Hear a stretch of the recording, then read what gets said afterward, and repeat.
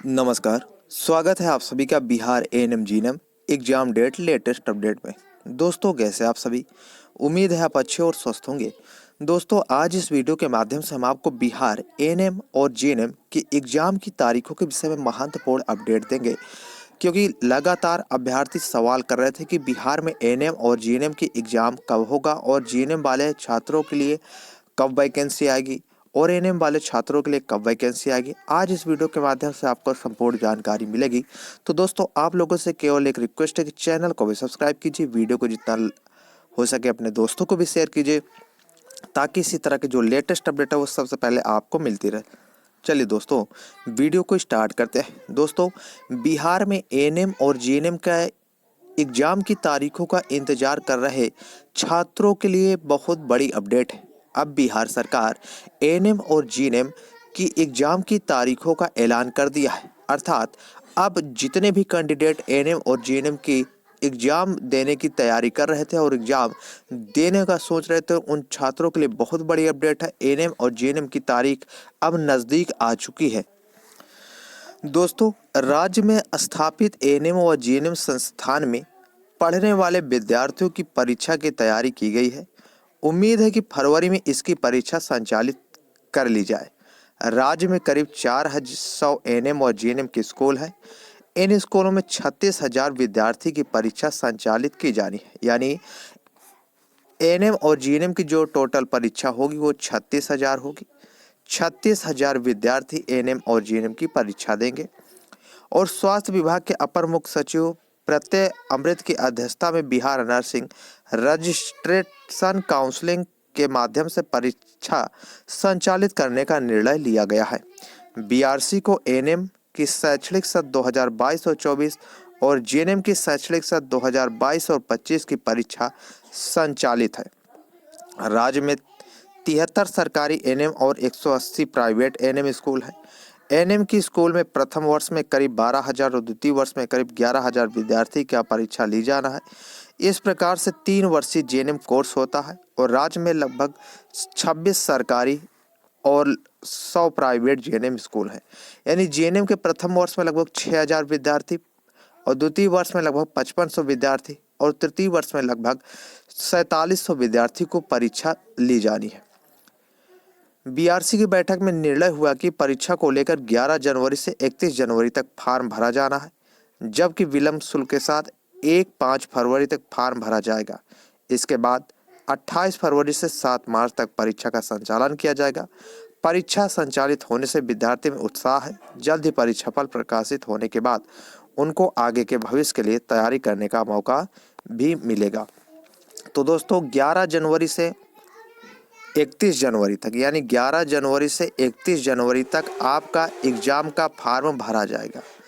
तो जो छात्र एग्ज़ाम देगा उसको फार्म जरूर से ज़रूर भरना है। आयोग के माध्यम से साफ रूप से स्पष्ट कहा गया है कि सभी विद्यार्थी, चाहे एएनएम का हो या जीएनएम का हो, सभी अभ्यर्थियों को परीक्षा का फार्म भरना अनिवार्य है और ये फार्म 11 जनवरी से लेकर 31 जनवरी तक भरा जाएगा। जबकि अगर आप विलंब कर लेंगे तो आपको विलंब शुल्क भी देना अनिवार्य होगा।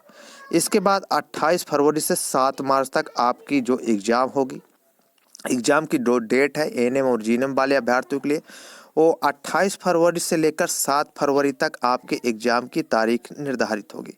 यानी 28 फरवरी से 7 मार्च तक आपका एएनएम और जीएनएम का एग्ज़ाम होगा।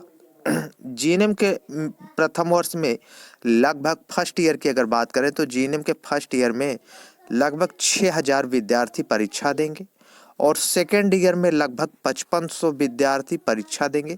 यानी जीएनएम में फर्स्ट ईयर में लगभग 6,000 विद्यार्थी और सेकेंड ईयर में लगभग 5500 विद्यार्थी और थर्ड ईयर में लगभग 4700 विद्यार्थी परीक्षा देंगे। इस तरह लगभग 16,000 से ज़्यादा जीएनएम वाले अभ्यर्थी परीक्षा देंगे। तो दोस्तों, बिहार में एएनएम और जीएनएम की जो भी छात्र एग्ज़ाम की तारीखों का इंतजार कर रहे थे, उनके लिए बहुत बड़ी अपडेट है।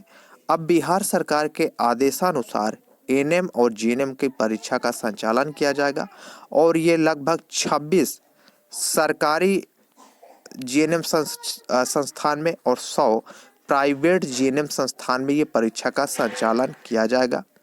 तो लगभग इसमें 16,000 से ज़्यादा छात्र हैं और जो ये एग्ज़ाम का फॉर्म भरा जाएगा वो आपको 11 जनवरी से लेकर 31 जनवरी तक आपको फॉर्म भरने का मौका दिया जाएगा। यानी 11 जनवरी से आप 31 जनवरी के मध्य आप एएनएम और जीएनएम के एग्ज़ाम का फॉर्म भर सकते हैं। उसके बाद 28 फरवरी से आपको 7 मार्च तक एग्ज़ाम घोषित होगा।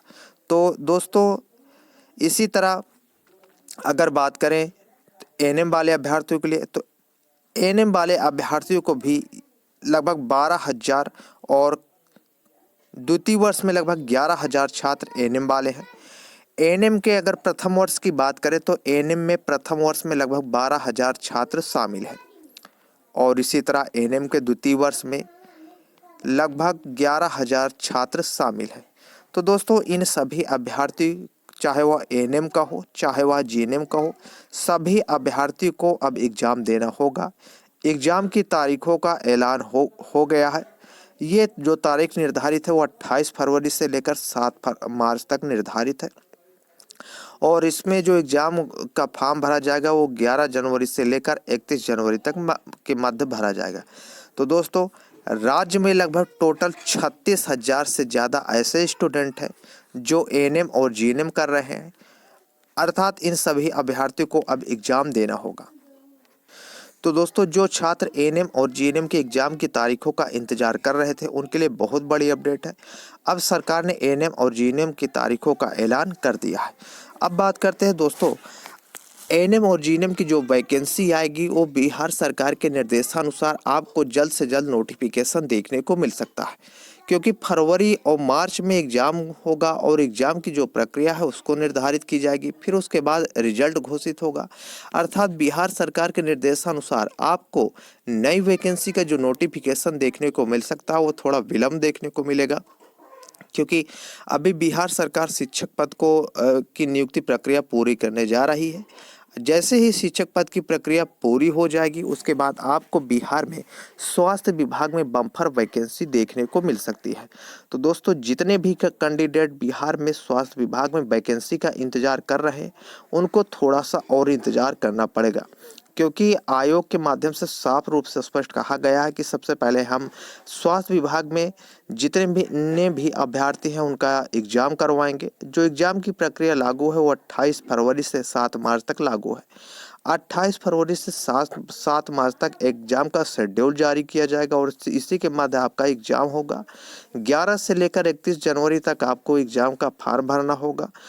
इसमें विलम्ब शुल्क भी आपको देना होगा। अगर कोई अभ्यर्थी फॉर्म भरने में देरी कर देगा तो उसको विलम्ब शुल्क के साथ फॉर्म भरा जाएगा। तो दोस्तों इसके साथ ही साथ जो नोटिफिकेशन नई वैकेंसी का आपको जारी होने को देखने को मिल सकता है वो मार्च में ही देखने को मिलेगा, क्योंकि आयोग ने साफ तौर पर स्पष्ट कहा है कि हम वैकेंसी तभी निकालेंगे जब सभी छात्रों का एग्ज़ाम हो जाएगा।